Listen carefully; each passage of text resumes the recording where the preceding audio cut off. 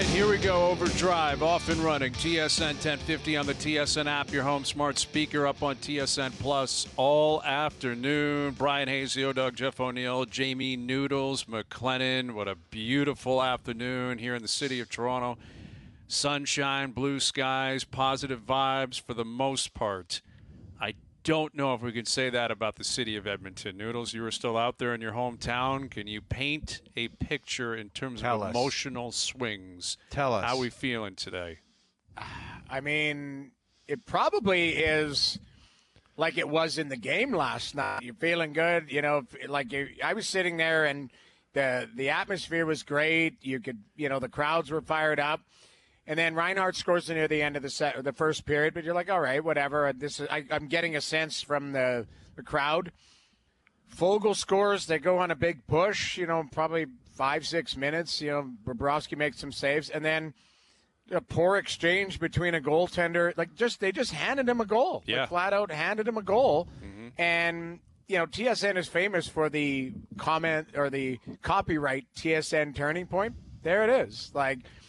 You can't give freebies to a team that is not giving freebies at the other end. And right from then, in that 5-6 minutes, if you could see, if it was like a balloon, just the air came out. Air came out of the building, and then, make a good push at the end, and Bobrovsky makes that save on McLeod with, 4 minutes of unbelievable save. Unreal.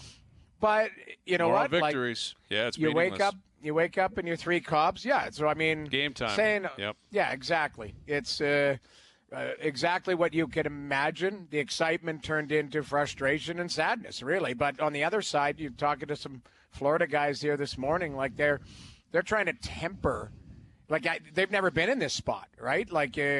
We found out this morning, they're putting together a charter for family and friends to fly up, right? So that's last minute. That's one of those things where you would like to have some type of leader of that operation that's not involved with the players whatsoever. You know what I mean? That's got to be separately taken care of. And I don't know if you could do this in 2024 or basically any time, but don't have the players know anything about it. It's just... Wow. So they're not involved. I know it's that. True. But surprise party. Guys, it's a surprise party. Everyone's turning 30. We're just 40. here, and you guys are here to play the game. And whoever you see afterwards, it's going to be great for them and great for you. And that's what it's going to be.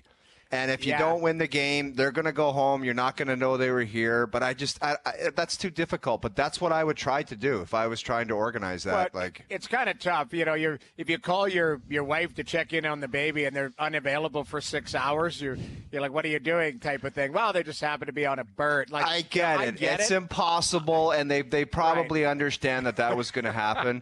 But that just leads to angst where it's okay, everyone's going to be here, and do I have to? I just wouldn't want the players to have to take care of anything. You're 100% right, and I didn't even think of it that way. You might have the team services guy go, we're going to arrange some stuff. You guys just worry about playing hockey, and the guys would probably know, but you don't worry about it. You keep them away. You keep everybody away and then you win. You're right. Surprise party. I'm more talking about superstition. I'm more about superstition. I wouldn't want my guys thinking about that. And I get it. You have to an extent, although not really. In 1982, they weren't we're flying people in, and it's we'll see you when we get back home with the Stanley Cup. Yeah. I don't know. But there's execs with every team that have to plan for everything. You win around, you got to all of a sudden make parade arrangements if something happens. That's the stuff you have to look into. Well, you're right. It happens in every sport, every situation. You go into a game 7, even in first, second round, and you're going on to the next city, you've got to plan. Team services people have to book flights, book hotels, book buses, all of that type of stuff, book meals for the team. And the winning team goes on, the losing team just takes the plane and goes the other way type of thing. I don't know if there's a protocol to go, hey, we'd have to talk to cup winners that have won it in other people's building. It's easier in your own building because you're like, hey, go ahead. But on the road, probably a little bit different because do you want your friends and family there? Nowadays, you're right. In 1982, you bring the cup home, you have your parade, your friends fly in and all that.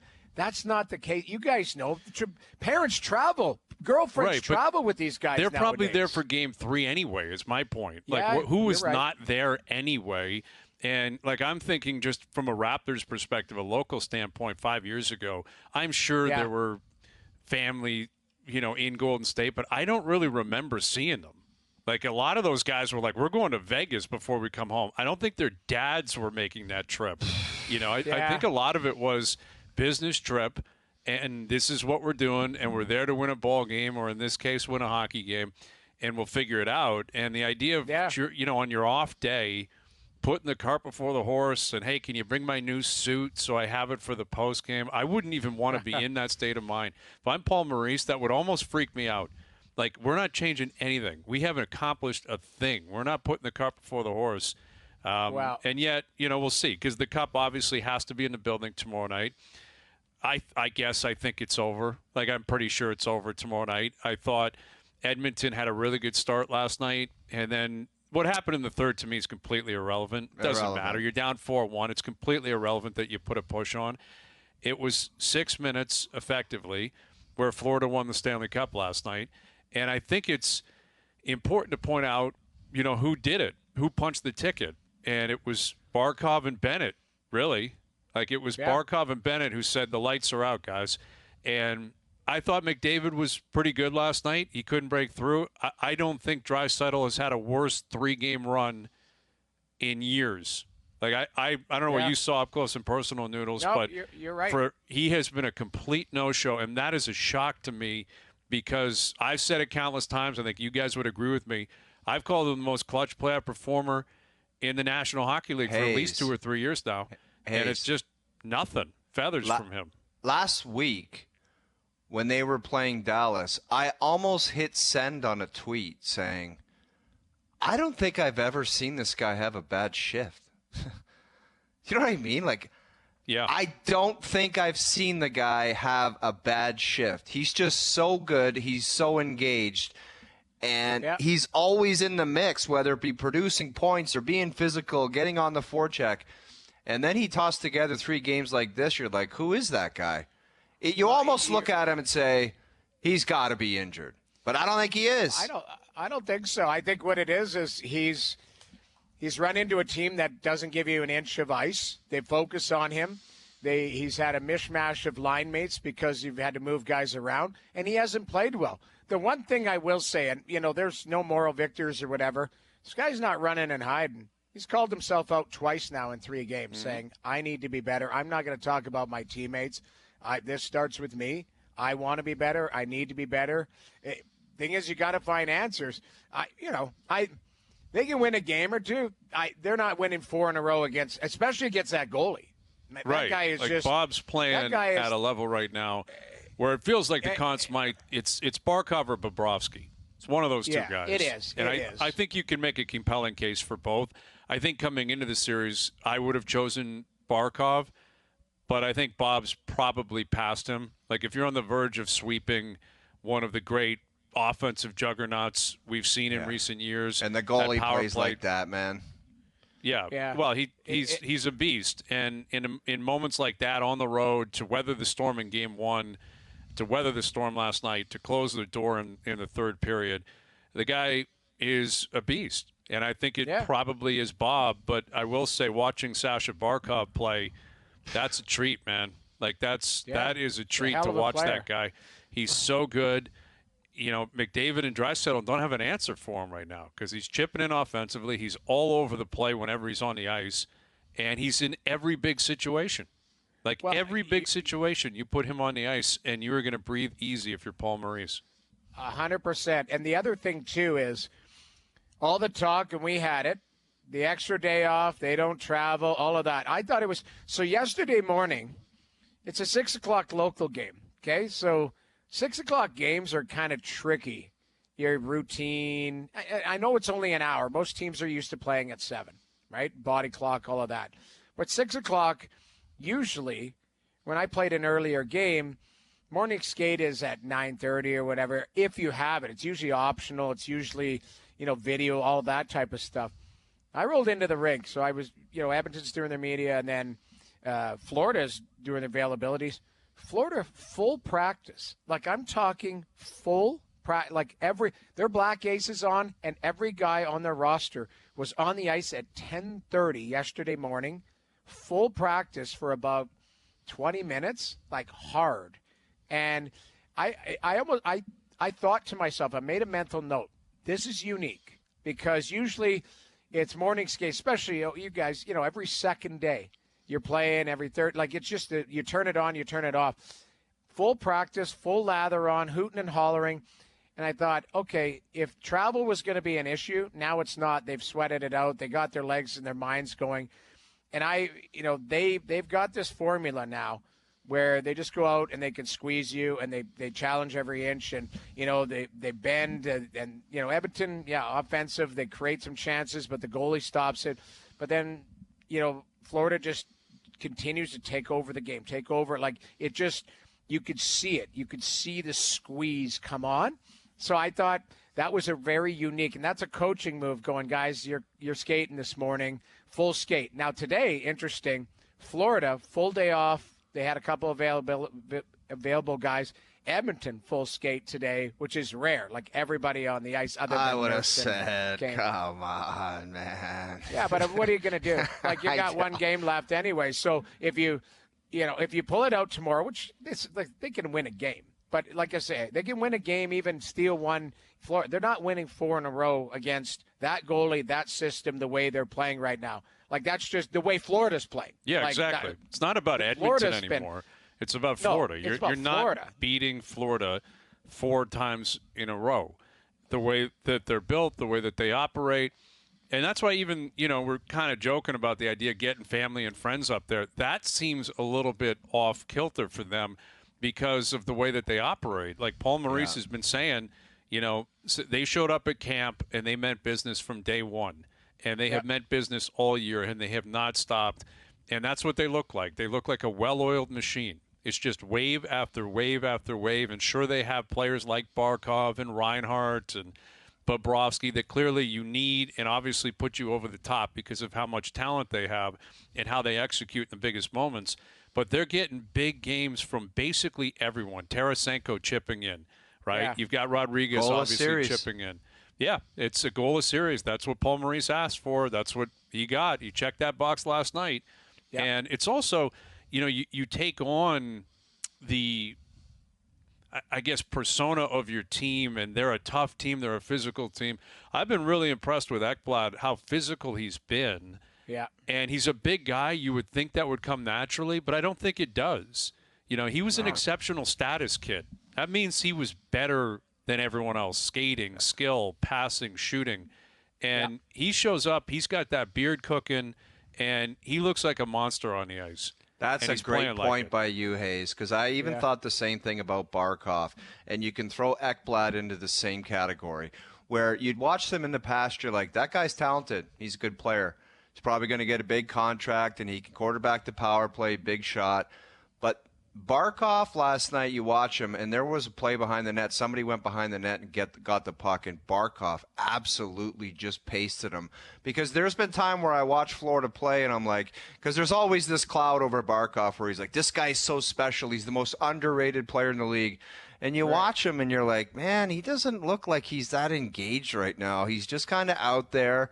But for both of those players, you just mentioned Ekblad and Barkov. They've just turned it on, and they've turned into grown-ass men who want to play for keeps. Well, and then when you add that on to the special talent, and then you can throw that at the same thing with the Leaf guys. It's like, it's great to have the talent. You could shoot the puck, and you can score a goal. But do you want to grow the grizzly beard and be a grown-ass man and take it to a different level? Because that's what's required. Yeah. Right? The other thing, too, that I've been talking to people from Florida, This guy signed for, I think it's 7.5 a year. And, Which player? Ekblad. Sorry, you're talking about Ekblad being a grown-ass man, right? So a lot of times when you sign a massive deal, you think, okay, I got to back it up with offense. You got to back it up with all of that type of stuff because I just got paid. It's been a process for him to find a different role for himself, be a shutdown guy. Because – Brian, you just talked about it. this is a guy who's been exceptional. He's probably garnered points. He was, a skilled guy who was just a mountain of a man, but played a different game. They've asked him to do something different in Florida because they've got Forsling, they've got Montour, you've got Ekblad. Like, he doesn't have to be that alpha, hey, I got a quarterback, the power play, I'm going to do everything. Yeah. What you need to be is a great defensively. And it's funny, they compared him, like Darnell Nurse has been pushed down the lineup. And at $9 million, you're like, you got to produce points. You got to got to be a shutdown and guy. Noodles, he could have said, you know what? I don't like being a shutdown guy. I want to get traded to somewhere where I can run the power play. Right. Like a wuss. I don't even think of him as an offensive guy. And that doesn't mean he doesn't chip in. The guy won Rookie of the Year. He's capable of doing that, and he will over time. But I think it, again, speaks to what they've built there. I can't say enough about Florida and the program. And I think to put it into perspective, because clearly Barkov's better than probably everyone else on that team. Well, Reinhardt's great, Bennett's great, Verhaeghe's great. There's obviously very good players, but you got to have faith in the rest of your lineup. You got to have someone at the top, and in this case it's Maurice, that convinces all of these great players. Yes, you're great. Yes, we know you're more talented, but you're just one of the pieces, and it's important that you all fit in. And I'll put that into perspective. Jason York tweeted this out, former NHLer, as we know. We've had Yorkie on. He tweeted out, checking the ice time this evening, 0 Panthers forwards averaged over 45 seconds a shift. Barkov, who was unreal last night, averaged 43. Usual suspects for Edmonton, all over a minute. Now, I think you can explain it in Edmonton because they're more desperate. And in the third, you had to play McDavid. You had to play Draisaitl. I get it. And they play 2 minutes on the power. How do you think you keep your gap control that good? Because you're moving your feet, and Paul Maurice has always said keep it to 45. Yeah. Anything after 45, you're probably not up to any good anyway. Well, and that's exactly what I'm saying. You guys can speak to it. Oh, you would know this as a forward in the NHL, as a skill guy, a high-end guy that your teammates need. Barkov, using him as the example here, probably instinctively thinks, I should go. Like, we dumped that in. I should go. I'm offensively inclined. I could do something with it. Instead, he's like, screw it. Let Sammy go get it. Like, I'll peel off. I've played 40 seconds. Bennett's coming over. He'll fly in. And that's buy-in, man. That's buy-in, and that's a well-oiled machine. It's complete buy-in. And you know what? Kyle Opozo spoke this morning, and I thought it was really interesting of what he said. I kind of made a mental note of it. Because he said, listen, he talked about his departure from Buffalo, all of that, wanting to get to a team that had a chance to make the playoffs. That's really what he said.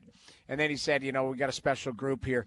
But he talked about Paul Maurice, and he said, every guy has a role and a defined role, he said. And Mo, the way he explains it and lays it out for people is in different ways at different times. So he said sometimes he comes in, and it's loose and making jokes and making fun of guys and, hey, we're going to play this way tonight. And other times he comes out of nowhere and it's like leaning on the guys. You're not doing enough. You're not doing. And he said, I just came in as a guy at the trade deadline trying to find my way. And right away he said, this is what I need for you. This is what I expect from you. This is how you're going to play for my team. And it was just really interesting. It comes back to what you were just talking about, buying in, roles. Doesn't matter. Barkov could be the best player, but guy on the fourth line who's going to play 8 to 12 minutes, you need to play a certain way for that team to continue to roll along as a machine. So it was just interesting because the roles are defined. They're playing them to a T. And then all of that, they're getting the saves from the guy that is like lost in all of this. Lost in all of this is if Edmonton power play 0 for 10, which has been one of the most potent power play in modern history, not getting the looks. Brian Nugent-Hopkins hits a short side crossbar yesterday. Outside of that, McDavid on the back door at the end of the power play, beautiful save by Bob. But not that inside, gritty. Like Hyman hasn't been sitting there. He hasn't brought anything to the table. I haven't noticed them. I haven't noticed them. Game one, he had some hopper early. I haven't noticed much since then. You're right. McDavid had him on the back door, and if that was a regular season play, for some reason he converts it. Last night he was late on the tip, and it went right through the seam and out the other way. Like they're just off kilter, but the goalie deserves credit. The team deserves credit. Florida is there's a reason why they're up 3-0. Put it that way. Guys, I don't want to say I told you so, but there was a Jerry's 5 games or less, and it's hard to fathom how a team could march through some quality opponents. Edmonton had kind of, you would say, lesser competition possibly than Florida, going through LA, then Vancouver and Dallas.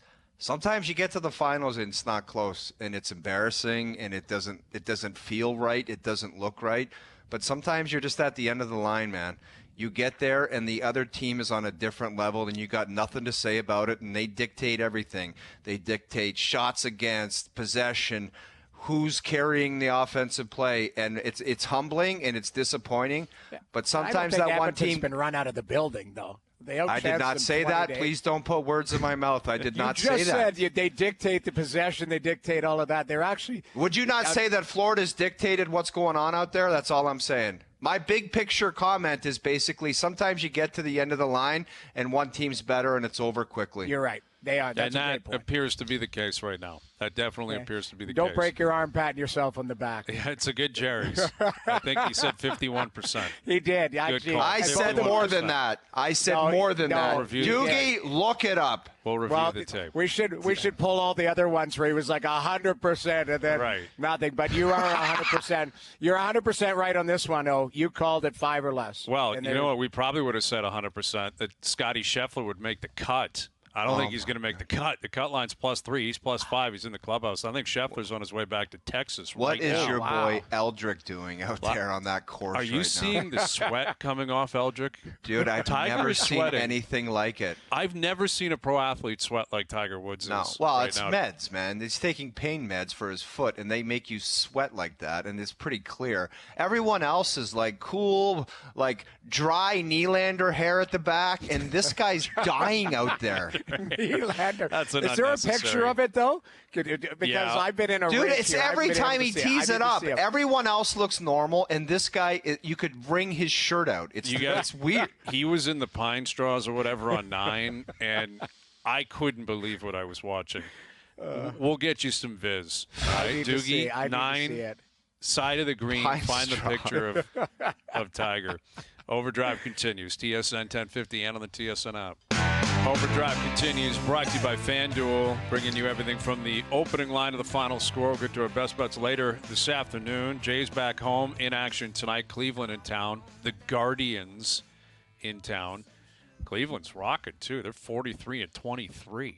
You hate that name. It's such a goofy name for me. I get it. They changed the name, and they waited a while to figure one out. The Guardians. It sounds like a Marvel How is that movie. The best one?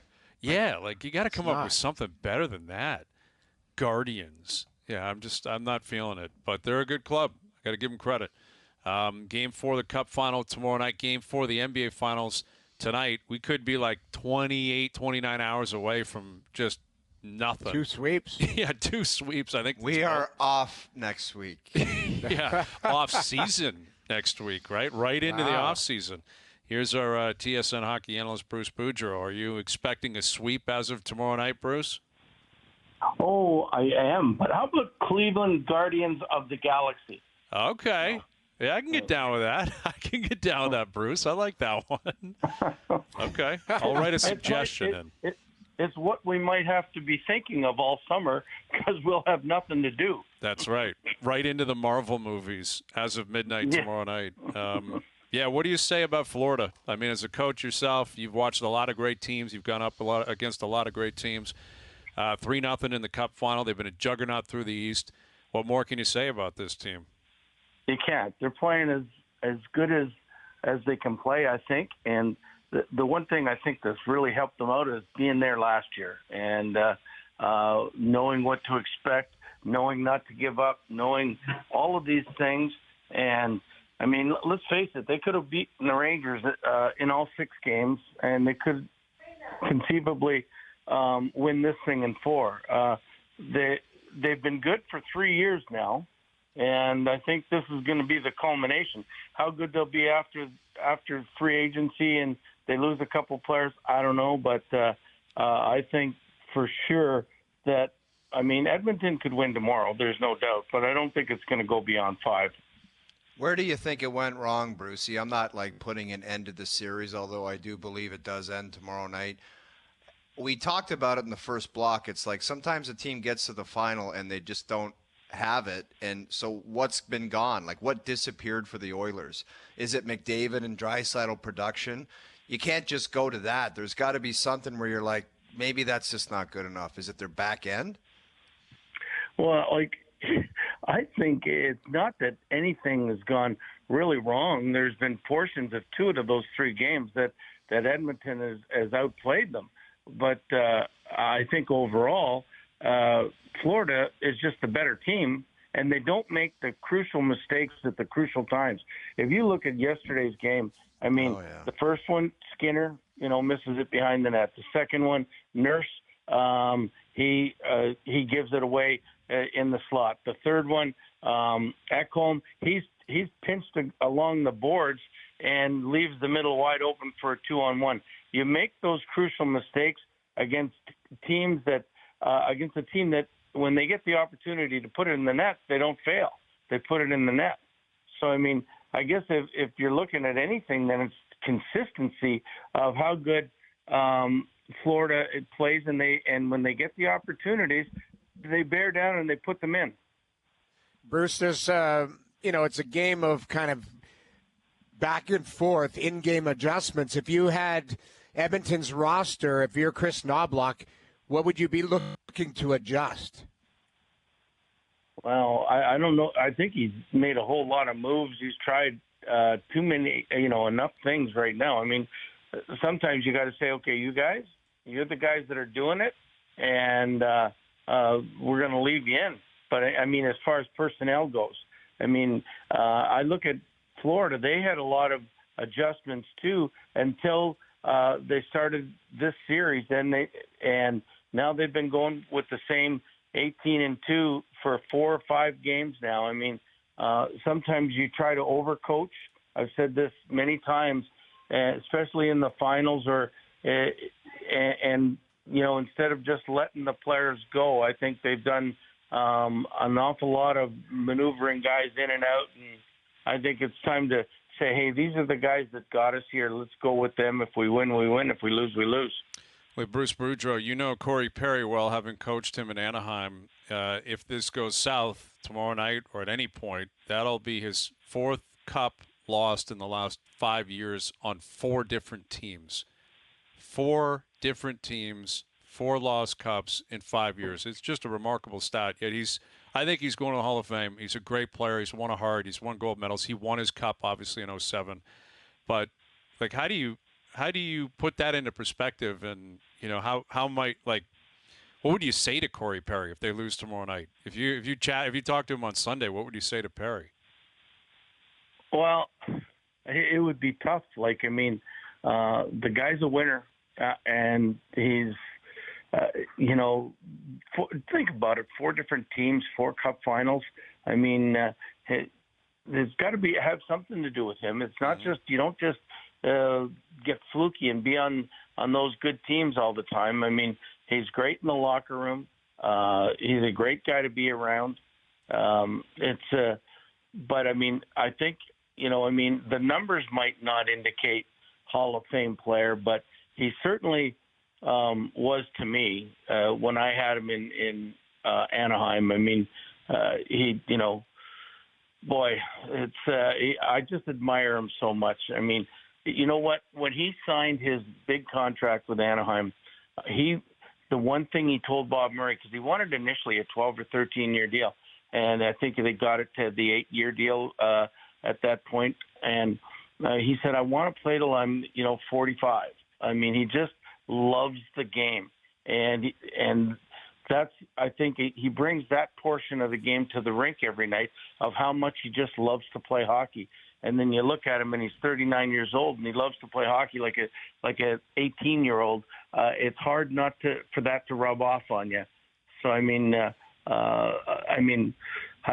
would have loved to seen him win it, but I just don't think this is going to be his year. Mm-hmm.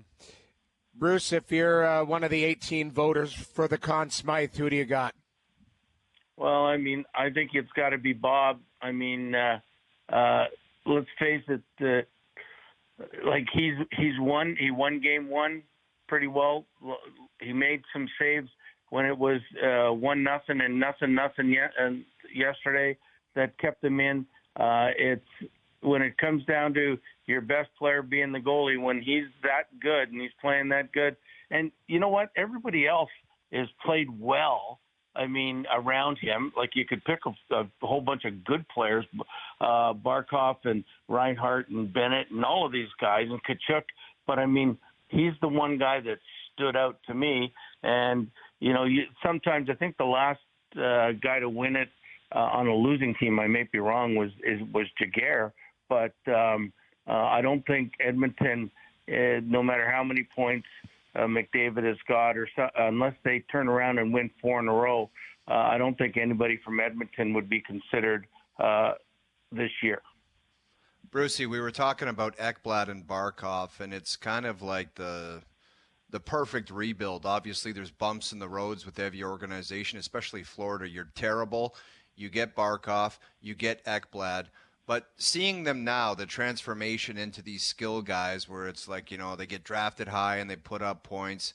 But you don't win or turn the corner unless you get guys with grizzly beards that compete and play for keeps, and every shift they're counted on, do you? No. And that's the thing I was telling my wife today. I said, I'm sure it's really difficult to be a GM. But, I mean, if you look at what wins, that's what you go for. Like, I mean, you get your great players, you surround them with really good, hard-nosed players and winners. And I mean, that's how Tampa's won it. That's how Florida, I think, is going to win it. That's how every year Vegas won it. I mean, they have the really good players, but they surround them with big, great character guys that can play. And I mean, that's how I would build a team like that. And if you look at Florida, I mean, if you look, like Ekblad was a number 1 pick, and they got Reinhart at 4, or not them, but these guys were, and Bennett was a number 4, and Barkov was a number 3. They got some really high end guys that have great character. And like I said, it started with Joel Quenneville and Andrew Burnett, and when they won the President's Trophy, they didn't know how to win at that point. Then last year, I think they just ran into too many injuries and a juggernaut in Vegas. So this culmination of them winning is keeping their core group together, adding the right pieces that were necessary, and then learning how to win. And they did all 3 in 3 years. So, I mean, it's not over yet, but that's the way I'm seeing it. With Bruce Boudreau. So, Bruce, if you're sitting in a room with Austin Matthews, Mitch Marner, William Nylander, you know, the star players up here in Toronto watching this series, what are you hoping they take from it, and what is mandatory that they apply to their playoff performances in the future? Well, it's a tough question. I mean, I'm sure they're watching it because they all love hockey. But, I mean, it's so you got to add the parts to go along with that. I mean, you take those 4 and you add the goalie. Who knows if they have it in wall or if they don't. But I mean, you get stronger defense, but you keep your best players, and you make sure you add parts to it that make it work. And I don't know if, you know, as much as I love the Leafs, I don't think they've had those parts in recent years. Well, let's hope they find them this summer, Bruce. And as of tomorrow night, the offseason could be officially started, and everyone's going to have to get to work. We appreciate you doing this. We'll do it again soon. That's great. I will tell you this. There will be millions of people in southern Ontario being able to tell the Leafs what players they need to get in a couple weeks when free agency starts. Absolutely. And we'll be leading the charge. We have some ideas ourselves, Bruce. We look forward to that. All right. Well, you guys take care. You too. There's Bruce Boudreau. It's going to happen quick. It's going to happen quick. The offseason, get on the phone, start working.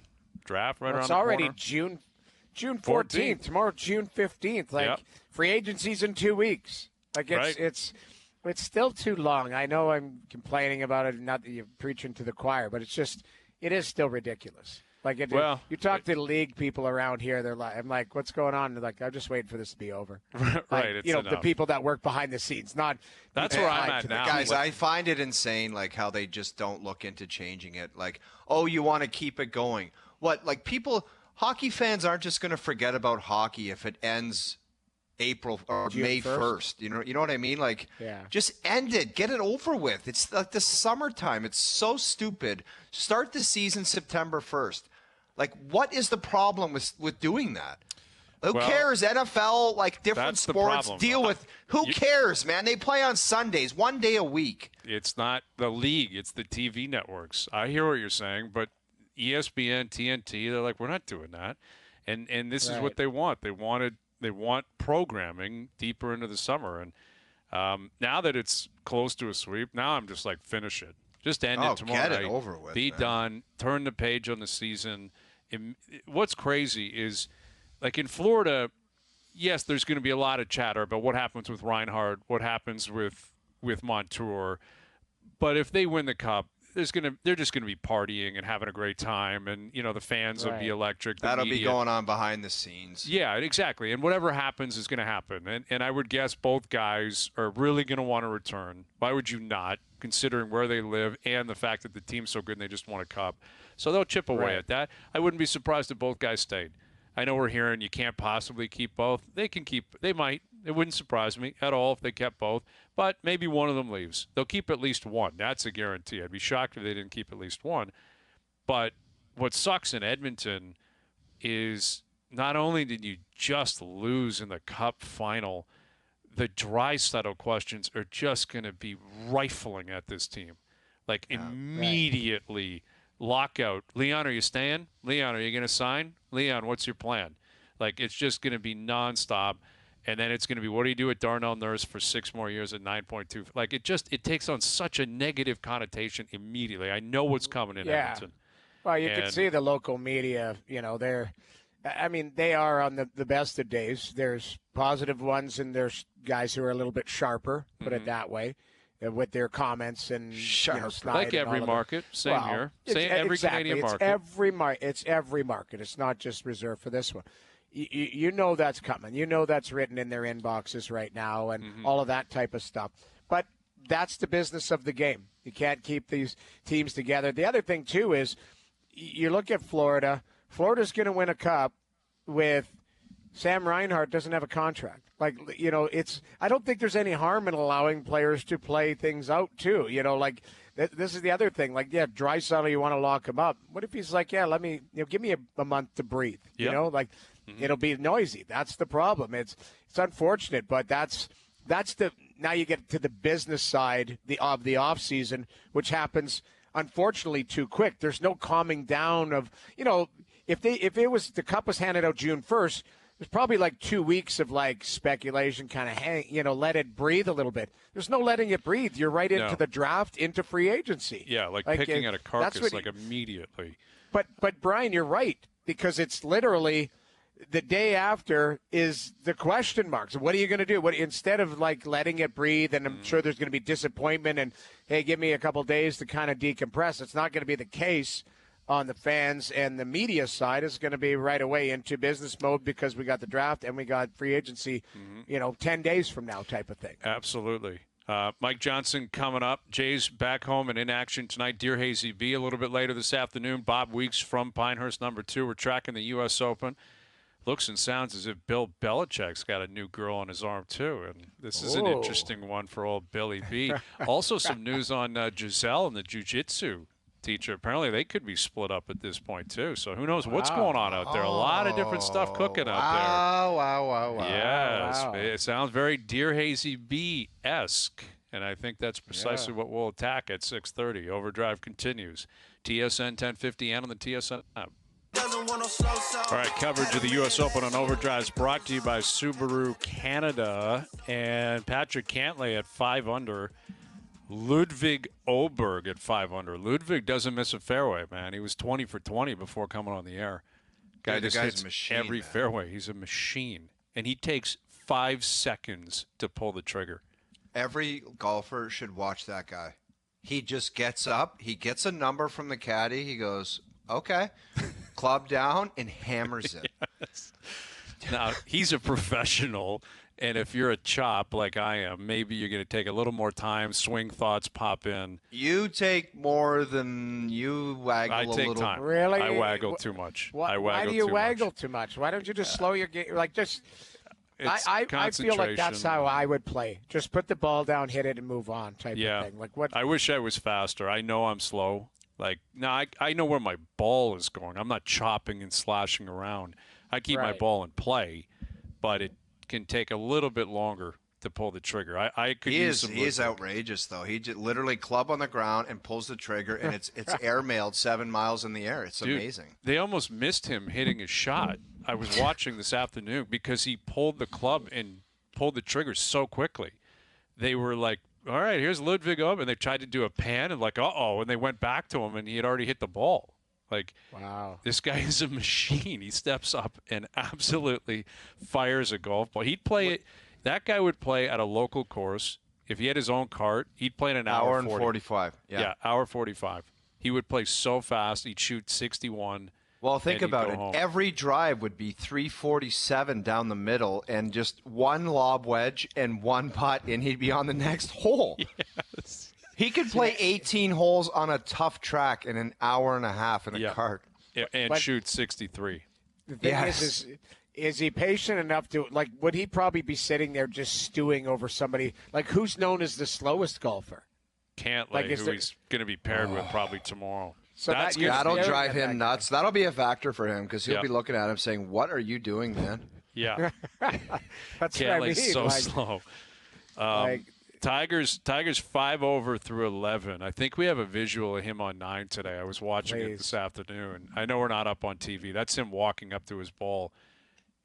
For starters, he's got like the collar in his shirt's all out of whack because he's just it's so hot down there. Like I think it's 90 plus. It's so hot. But yeah, there's a shot of him at the side of the green that it was wild to see how much he was sweating. But he's 48 grinding, and it's legitimately smoking hot down there. Like smoking hot. But he's going to miss. You guys want to see a great video? JP, try to find it. At that golf course, I'm not sure if it was the Payne Stewart year, but John Daly was playing, and he just had enough of the greens, and he started whacking it around with his putter and just didn't finish the hole. And he just did he pick up after like 10? I don't know, but he started like the ball came rolling back to him, and he just absolutely polo whacked it, and it went. And then I think he just put it in his pocket and went to the next hole, and he just didn't finish it. I don't even know. Try to find that viz though, JP, because he went nuts. Okay, he had enough of the greens. I feel like he got in trouble. There was a time where he like had some, issues. Like he was. Crying, he had to walk off. He had to walk off. He had all kinds of problems. Yeah, there were times where it was. Yeah, he wouldn't complete rounds. Coverage of the U.S. Open on OverDrive brought to you by Subaru Canada. Do it all this summer in a Subaru with the fully loaded summer event. Visit your local Subaru dealer to book a test drive today. Just saw a TMZ post. Bill Belichick dating 24-year-old ex-cheerleader Jordan Hudson. And I guess they're going public. And Double B is 72. That is a massive gap for Billy Beane. But I guess they met on a flight and they connected, and love is in the air for Bill Belichick. There you go. How on earth does that Thanksgiving dinner go when you're 24 and you say, I'd like you to meet my boyfriend. His name's Bill.